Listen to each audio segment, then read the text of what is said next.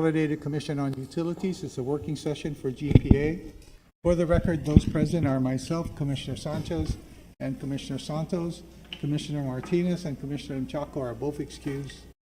I think Commissioner Mchako might even be in the air right now flying, so. Okay, John, the floor is yours. You have one resolution. One resolution. Okay. Thank you, Mr. Chairman. One resolution for today, and that's Resolution 2024-007. And that's related to adoption of the 2022 Market Update and Implementation Plan for the One Power Authority CT plan. Yeah. Yeah. Does it have power? Does it have power? Yeah. Is it load shedding? Okay. Testing. Are we good? Good. Okay. Thank you. Again, as we can all see, That's okay. It's all right. It's all right. GPA is undergoing a rapid transformation from a traditional utility to a technological advanced and modern organization. Our entire workforce actually shares the responsibility of ensuring employee safety and security at all levels. Moreover, the authority is actively integrating both established and emerging technologies into services. In short, really, we're going through a major paradigm shift in the whole utility to, and we've been doing this now for several years to be able to again integrate renewables and to get to a point to achieve our clean energy plan, which is again to provide reliable, resilient, affordable energy on a sustained basis. So we have made significant progress in aligning with industry standards, incorporating renewable energy assets, implementing smart grid systems, deploying customer information system, and launching even energy storage projects. However, this digital transformation also introduces a unique cyber and physical security challenge, and to address this again, continuously employees training across all the utility units is essential to maintain the required technical skills and knowledge and protection of the utility. So as we enhance our business process and optimize our assets, the roles of employees have become increasingly critical to the organization operations. Of course, not only critical but vital to the organization's operations. So therefore, attracting, recruiting, and retaining highly skilled professionals is paramount to the organization's success. In 2022, we engaged a compensation consultant, Alan Searle and Associates, to conduct a comprehensive compensation review and update of our market data. Our CT program is based on market data, and the last market data that was brought forward was in 2017. And so again, Alan Searle did that for us in 2022. So the next page, on page 3 of your workbooks, this is the result of the market data. As you can see, whereas GPA in 2023 had migrated to the 25 percentile of the 2017 market data, believing on its path towards a 50% market percentile, which is the target for One Power Authority based on CCU decisions in the past, and again, what we all believe will be a competitive market for our team. At the review of all of this, we incidentally determined that unfortunately we're not at the 25 percentile of today's or the 2022 market, but more at the 5 percentile. Again, we have regressed substantially over the past several years. Right here, if you look at this graph, the middle is 25%. That's why we thought we were. And most of those red lines would have been at the 25 percentile or above. As you can see, most of it is way below the 25 percentile. On the next page, you can shows really our FTE.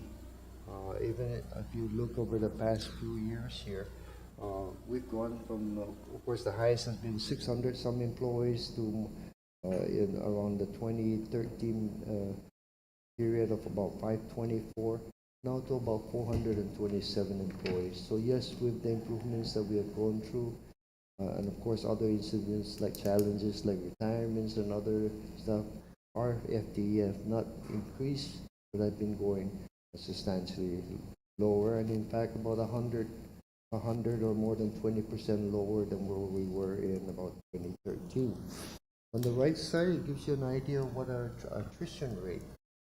When if you look at the first four listing, retirement, of course, has been substantial, as we have noted several years ago, that 50 to 60% of the workforce is eligible for retirement over the next 5 years. So here we are several years later, about 5 years later, and we determined now that we're down, we've been weathering the storm. However, we're still at the 30 to 40% retirement, eligible for retirement scenario at this point, and I'll show you that in the following slide. But if you look at retirement, employees that we lost to federal or contractors, relocation of Oil Island, and employees lost to the private sector, 92% of the 138 that has we have attrition statistics over the past 6 years, has been a result of this first four items. No? And again, one may say, well, attrition is attrition and it's really not a part of losing, but I would like to say that losing all of those employees is a lot of lost experience, and therefore to recover that experience, we have to either train or bring in skilled personnel from the market, and to be able to do that, we have to be competitive. No? So again, that's why I noted that 92% has impacted us. On page 5 in your board book, really you'll see the how much is left.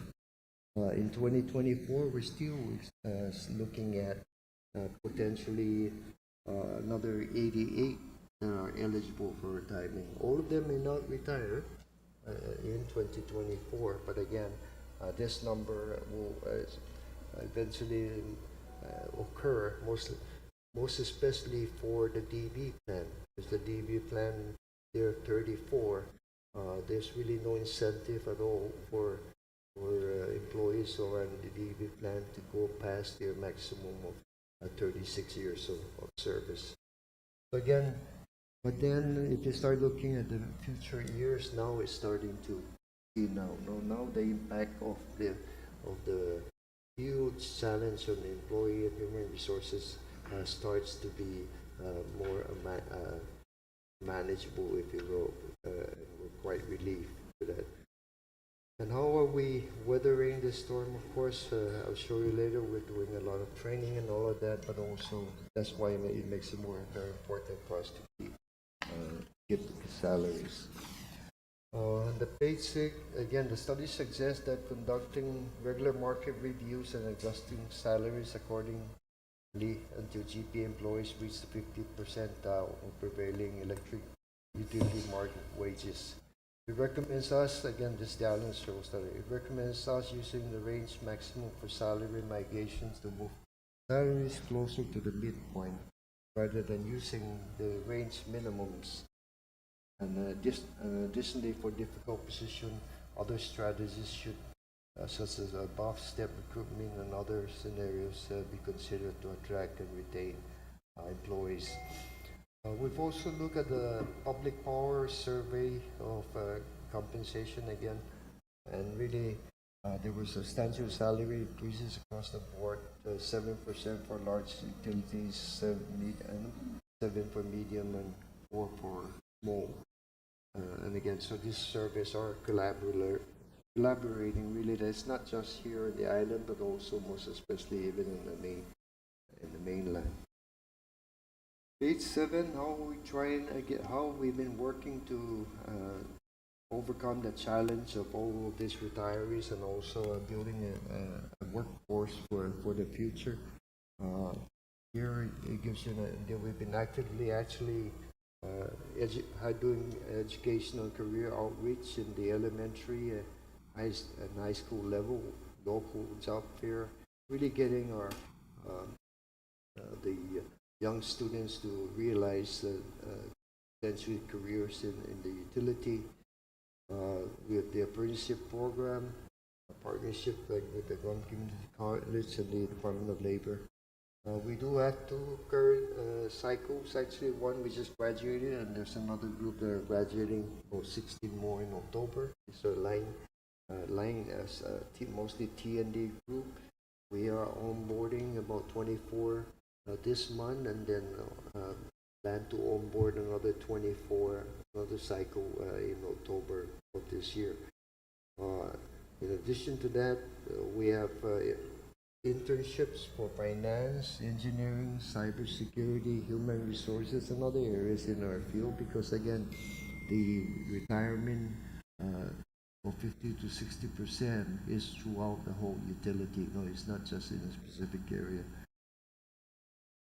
We've recently signed an MOU with the University of Guam, again, for their internships to come here and work with us and to get their credits as necessary for their programs. And again, more in the interest of bringing them in like we do in the summer engineering program, where we bring in the engineers in to let them have a feel of how it is to work with the Guam Power Authority. The next page gives you an idea of what the cost will be to migrate to the 30 percentile.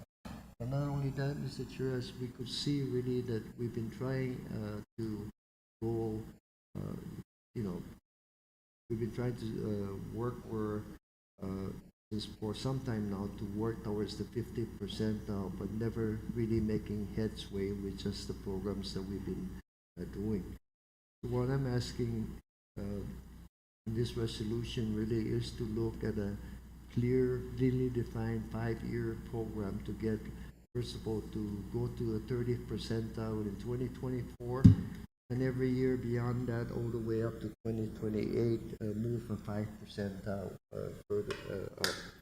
In addition to that, conduct market surveys in between so we can see how are we faring as we go towards that percentile. John, is that 14% increase the cumulative increase over the 5 fiscal years? No, that's for 2024, right? Right, correct. Yeah. That's I think one of the questions that maybe is, what is the Impact per. No, that's good. I was going to, you're going to ask for the same one by Tuesday, right? Yeah. But I mean, you're already saying, so I'm sorry, the 14% increase in FY being requested now is for FY24, Yes. and then you build upon that on top of that, right? To try to get to the 50th by 5 years. Okay. Thank you. So the total for the 4 years, of course, is $7.9 million. And the next page really, one may, the question also becomes really, what percentage of our revenue is related to labor? If we look at the next graph here, you will see that from 2018 to 2022, it varied between 9 and 13%. On the average, is 10.8% for that. Then from 2023 to 2028, the coming what we're asking for, as we project that with our projected revenues from that period, we're seeing that the average will be about 11.3%. So the total for percentage of labor versus everything else still remain around the late 11%. Another reason it's slightly higher is look at your total revenues from 23 to 28. Yeah. What you're showing is when Ukadu and the renewables start to kick in, our total revenues actually go down because the fuel is going down. Yeah. So any impact on the base rate projected? Well, we're still working on that. Of course, what we do know is that the net savings, even after consideration of the base rate, is still somewhere at $100 some a barrel, looking at about 90 million. Right. So we always knew that the goal is the LEAC, which is the biggest portion of the bill, comes down significantly. Yeah. We recognize the base rate for the first time may have to go up in over 13, 14, 15 years, right? Because we're paying for the CapEx side of Ukudu. But I'm just curious whether the wage increase has an impact on the base rate as well. Really, when we look at, even if you take out, if you look at all our budget over the past several years, right? Usually we're coming in 6 to 8 million below our budget. We're talking about 1 or 2. So really, we don't see this as impacting The base rates. rate, sorry. Okay. If a base rate adjustment has to be, it really be to take care of the Okudu Right. capital investment. But if If we didn't have Ukudu, this would move the base rate. you This would won't move, lose okay, base rate. it's small. Really, Yeah. and again, as we can see, our labor force is going down. Yeah. It's just that, but we are spending on training and all of those things. And again, we're trying to attract experienced personnel throughout the market and to be able to sustain, because we have a very, as we all know, right, we all have a very critical role in most especially in the coming years as we talk about the build-up, the continued growth, as we talk about North Korea, China, and all of that. We really need to maintain a very strong team. Cybersecurity, we're really expanding. So we have to be very competitive in the market, and because we're the only energy provider, total energy provider of the island, and so so it's a really I'm very happy that we've been very successful in really training, and I can't believe that we're having all this retirement, but our team continues to move forward, and of course, but at the same time, we do want to retain this personnel and show them that there is a long-term career within the authority. There is a succession there. We do take care of employees and concern about their compensation to make sure it's competitive for everyone. We don't have the best retirement in the world as we had previously had, but again, we continue to look at ways to take care, and of course, Guam Power Authority offers a huge experience for employees.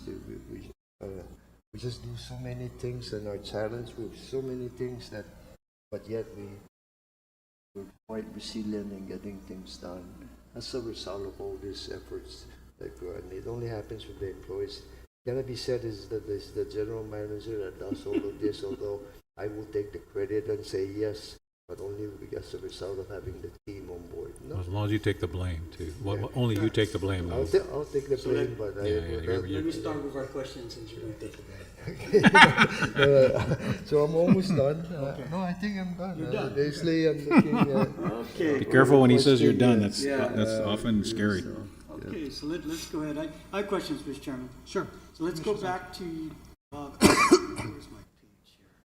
The graph on the, how they're plotted. I'm not sure what page that's on. I'm not seeing my, page, maybe. page 2. My, Sorry, page 3. Lou, how come it's not showing up again? Page 3? Yeah, I just want to go, that graph represents all the employees, right? That's correct. Can I ask what happens to the outliers? Do they get an increase too? So it's everyone below the line. It's below the line. That's Okay, correct. got that, that's one, so that goes. On the next page, go to other. Because if you look at other, there's 10 that have left us. What is other? What is other, John? Sure, that would be for personal reasons, medical reasons, or undisclosed. Undisclosed. We do a survey as they separate, and some of It's a them would secret. check other. Yeah, but, okay, got it, okay. And then by Tuesday, John Kim, can you give us a breakdown by divisions? I know it's in the budget, okay, but give us a breakdown by admin, linemen. By the way, congratulations to our linemen. It's National Lineman Day. Line people, Good stuff on social media. line Like- persons. Like my kids have told me, just press like that. That's all you have to do. So I'm gonna. But it comes like a heart, so it's almost press like, like. it's almost like love, right? It helps the algorithm. So whatever that means. Yeah. And line persons. Right. Okay, the projection for retirement, what do you guys project for this year? And oh, wait, let me rephrase my question, because this happened to us at GDOE. The minute we told them everybody's gonna get a 22% increase, nobody wants to retire.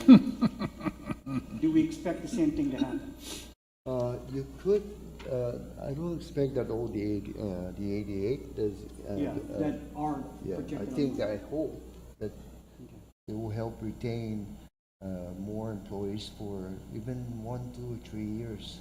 Why is that? So that we can continue to, transfer that experience to the new Right.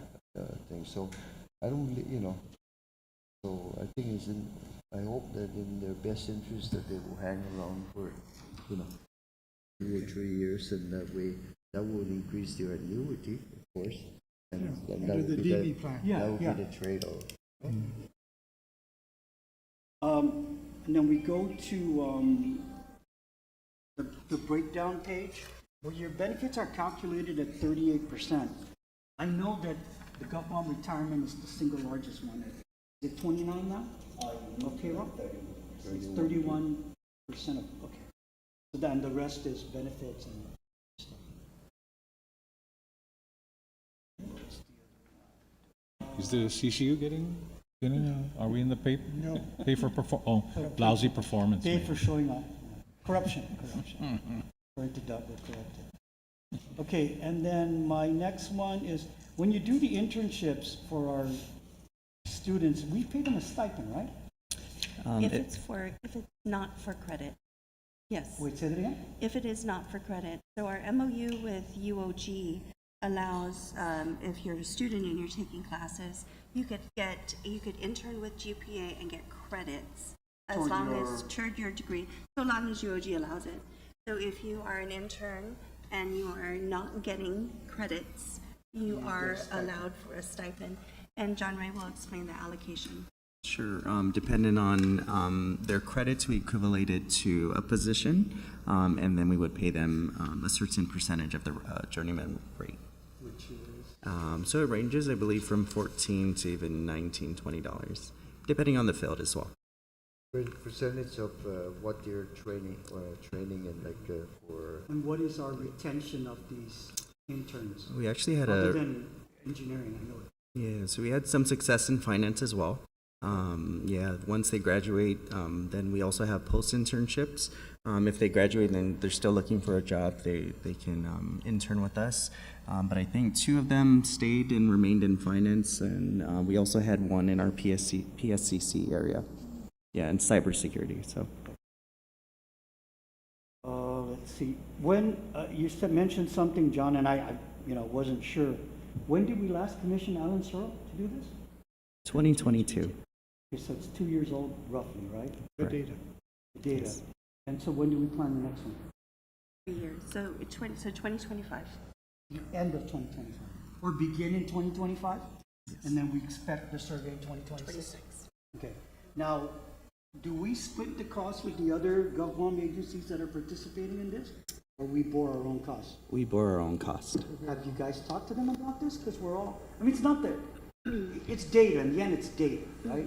I'm just wondering if we can ever talk to our other, I know we don't like to talk to GovGuam, I don't blame us. But I think still, the difference is, Commissioner, is that, our job, what's so good about Alan Searle is its job title, it's job specific. So, our jobs here are, we have many jobs here that are different than GovGuam, right? Right. So, and as you pointed out rightfully the other day, across the board 22, they just threw it at everybody. Right. They didn't make a distinction between a doctor or a nurse or a cashier, right? All of which are important, but the other reason we do Alan Searle is we look at job A, job B, and job C, and we say, for that job, how does it compare? Like all those dots you showed? Yeah. That's what he's comparing. That's the regression analysis saying, for a line person, right, compare it to another line person, where is Simon, the line person's dot, right? And that's what we analyze to kind of get the summary approach. So what's really good about the fact that we used Alan Searle from the beginning when we set this whole thing up is it's company specific. And our company looks different than GovGuam, which is why we've always done it ourselves, because we want to look at our jobs. We don't do teachers here, so there's no point in Alan Searle, right? And vice versa. So that's why we may not share in the costs of other places. And it didn't look like GovGuam's very sophisticated about it. They just said, everyone gets 22, okay. I mean, versus what do policemen, what do firemen, what does a cashier, what does a teacher, where it's job specific. And that's the blessing of, that's I think the wisdom of the Alan Searle review that we do is it's job specific to our companies. And ideally, GovGuam would be trying to take the same approach, job specific surveys to their different jobs, and then price it from there, and then go get the legislature and the governor to figure out the budgeting.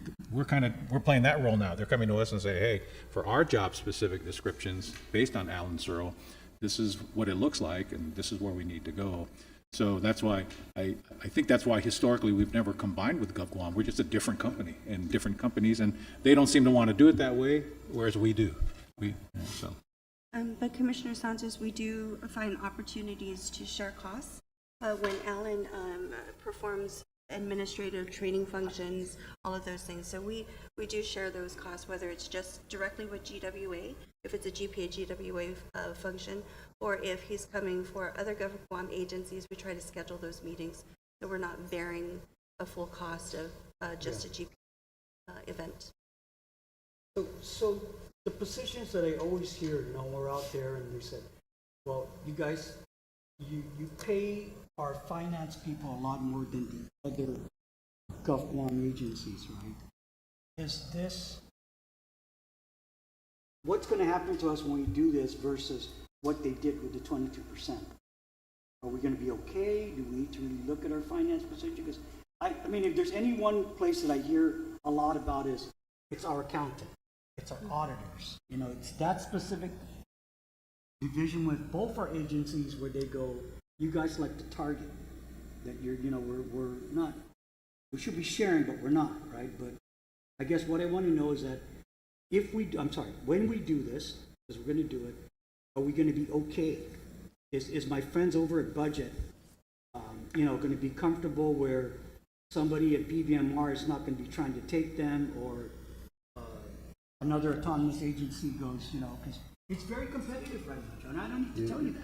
I think And how, we're not, I wish we could play in the benefits world where we could offer our employees, this is something I've always wanted to do, was to pay them a better contribution toward your medical. Okay? In the real competitive world, sorry, it varies by companies, but if you want to attract good talent, you're going to pay top notch. If you can't do it at the salary end, you're going to do it at the benefits end. And we all know in our industry now, in HR, it's not money. It's, I want to work for John Benevente. I want to work for Tracy. I want to work at an agency where the building is nice. I come to work and I have a nice table, phone work, and stuff like that. It's if you go to these other places, it's, you have, working conditions are not great. So, yeah, I think we've got to start looking at the other things other than just a so-called pay adjustment, because it's not all about pay anymore. I think the net migrations for the next 5 years, and actually will begin to catch up on all of this competitiveness that we need to put together. You know what I mean? I mean, instead of waiting next year again to say we're going to go to the 35, our quest is to go continuously. We should have done this earlier. Yeah. So that way, at least we now have a fighting chance of staying competitive. And yes, we do offer, I would like to say, an excellent working environment here in our companies. We, for one, and maybe I'm doing a reach out now, right, which is fine, right? We put, those that come and work with us actually get a vast, they learn very fast and experience quite a few things quickly. Not like not like other areas which they may be more compartmentalized in a certain job stand. Here, I see our engineers, for example, doing the temporary power. These are young. They're doing this. They're working. Really, look at the conference that we had last week on CIS. A lot of young engineers and other cyber on IT were up there presenting. Get a lot of experience. So I guess I'm putting we really, you want to come work for us, come apply for our jobs, and again, and we have a compensation structure that is growing and getting with a mission to be competitive. I will share, Telling was sharing with us on Tuesday that Tom Cruise is heading to Saipan tomorrow to do a presentation at Saipan to the high school employees there. I will encourage you guys to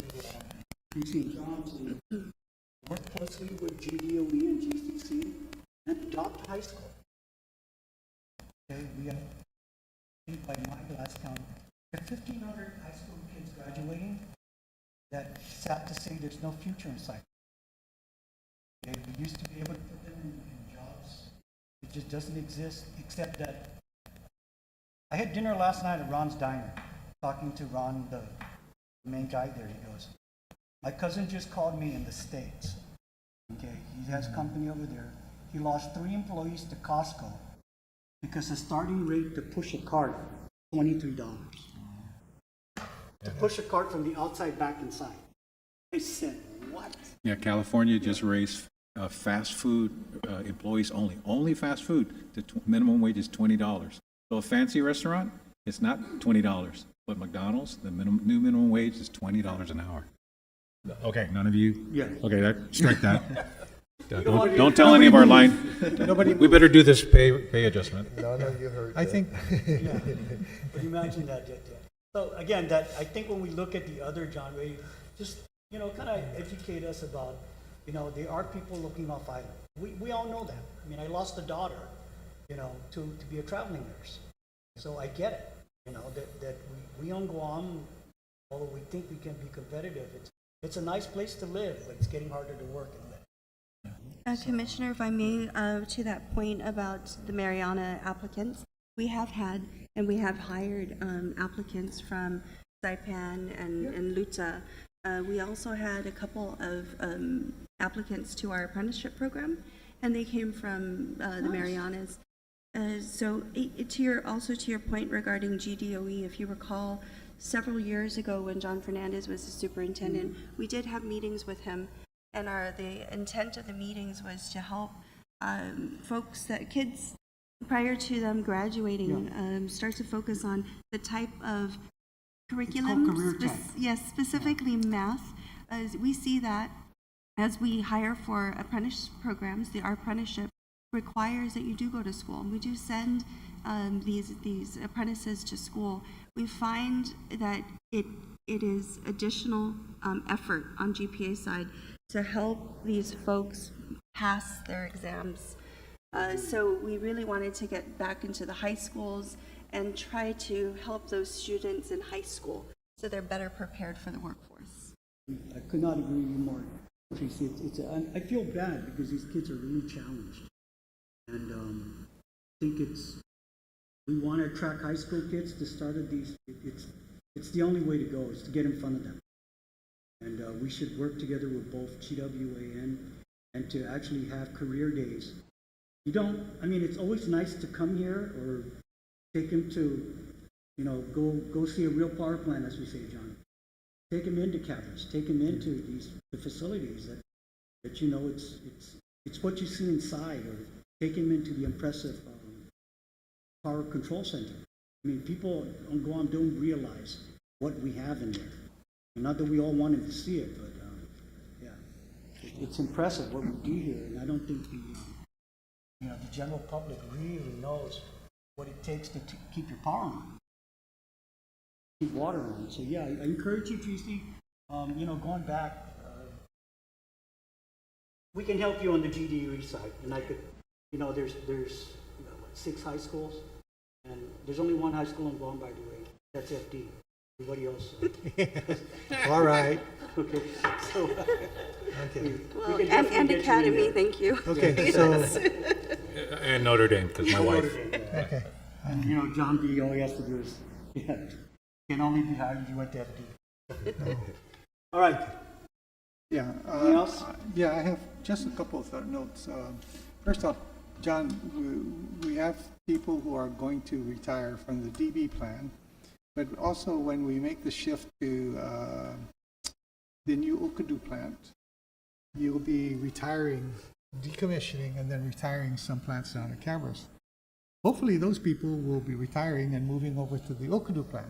They may be hired, who knows? But, the idea is they have skills that may be needed at the new plant. So I think, on whole, I see this as a good thing because you're going to lose some labor because of decommissioning and retirement of plants. But these people are not going to leave the island. They may be moving from us to them. And, in 25 years, some new people might come back. But my one point is, John Kim, I like that you put total revenues, but really what your operating revenues are what, 150, 160? Your base revenues are 150, around 150. So your labor costs are around 31% or 30%, which is still very good for utilities. So, I just want to make sure somebody doesn't say, hey, you're comparing it with total revenues, including LEAC. When you look at strictly your base rate revenues, you're still around 30%, which is still very good. I liken this, though, one of the things I think that's really different from us and the rest of the government is, I think what I see here is we're going to be consistent about upgrading this pay scale constantly. That doesn't happen in the rest of the government.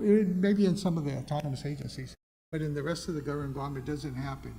They do a pay raise and then they kind of forget about it, and they wait until something happens. And there's something called the high cost of low wages, and that is really the extreme example of that is nurses at GMH. I mean, we don't pay them enough. And then we end up bringing in travel nurses. Now, travel nurses are good nurses. Listen, I think all the nurses do a good job. But the problem is then you pay them 3 times more than what we're paying the local nurses. Why don't we just increase the pay to what is the prevailing wage out there that will attract them? And therefore you get more people to go into the nursing program and then more people to go become nurses. So I like us trying to help the rest of the government of Guam and give them thoughts, and if they want to come over and, do training, please, we can accommodate them if we can. But I think that's a whole different ballgame. And we manage our revenues differently from theirs. Okay? But I can tell you there are a lot of people that do leave Guam. One of the other reasons why we lose some of our labor force on the general side, even in the private sector, it's the cost of living on Guam. That's one issue. Cost of living and the educational system, it's the other stuff. But, okay.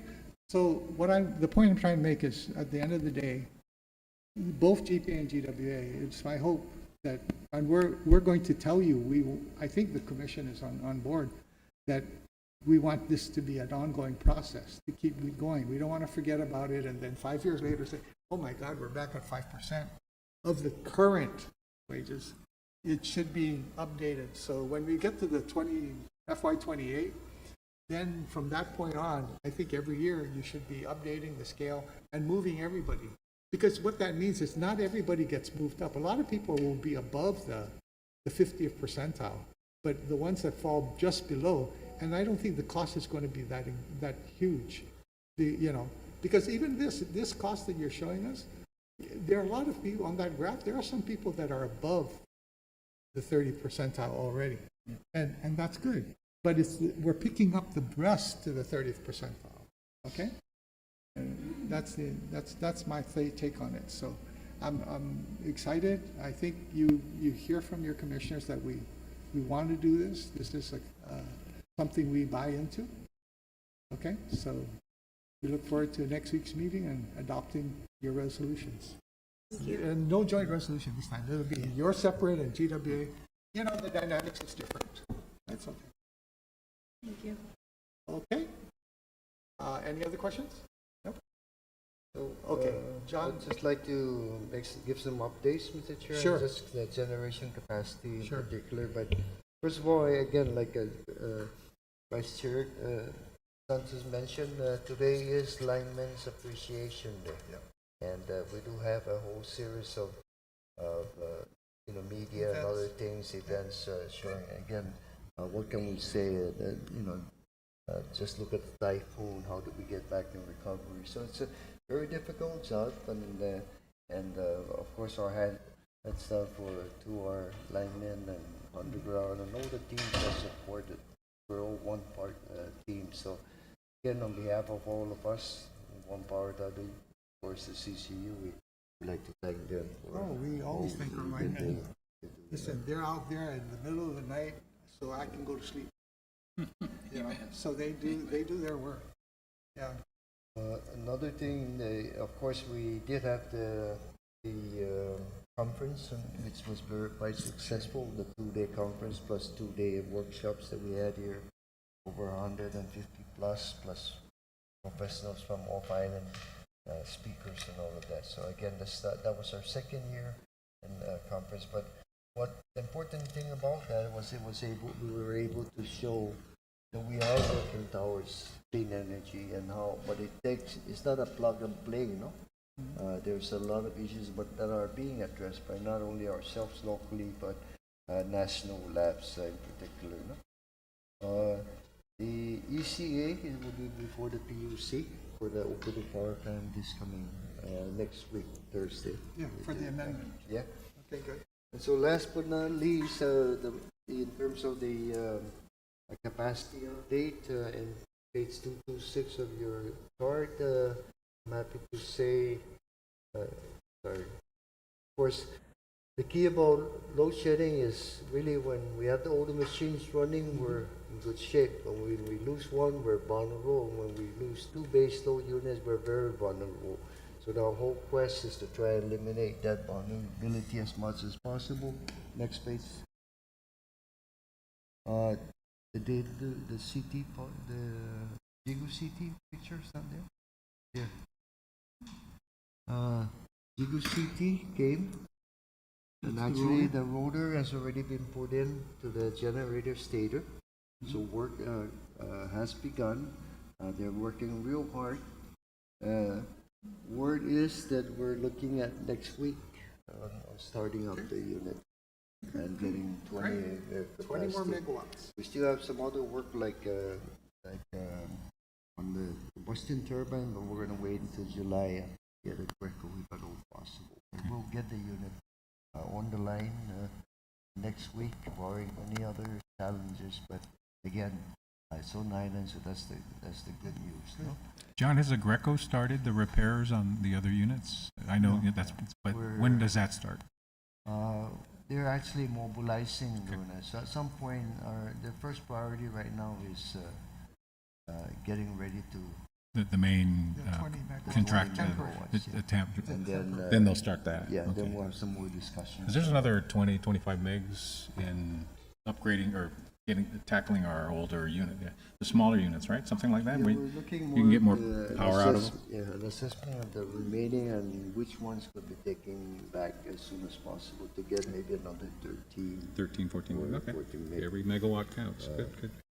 If you look at the page 228, which is a summary of all the load shedding over the past several months, here, as you can see, very little has happened between, of course, December to date. No, we've been successful, and of course, part of it is the lower load, plus also we've been able to bring more and more stability with the system.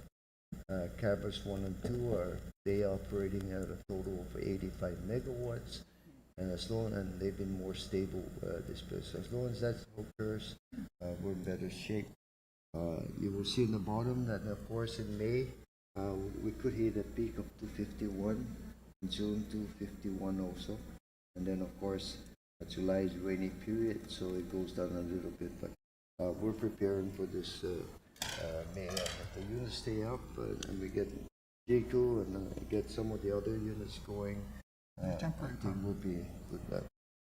The next page actually is the action plan, and again there I mentioned Jigu City on the line sometime next week.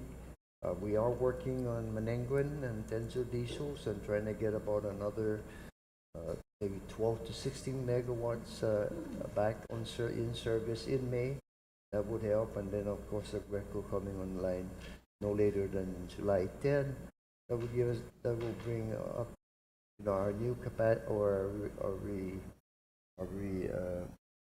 our additional capacity by another total of about 56 megawatt, as we had noted in the previous action plans. No?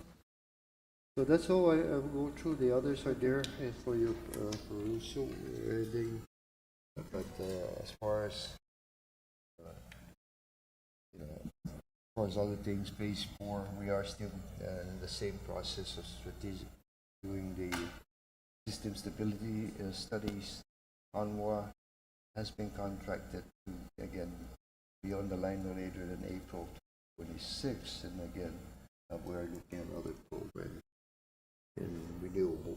So, Mr. Chair, unless any other question, there is the GM report. I can answer any question I did on Tuesday.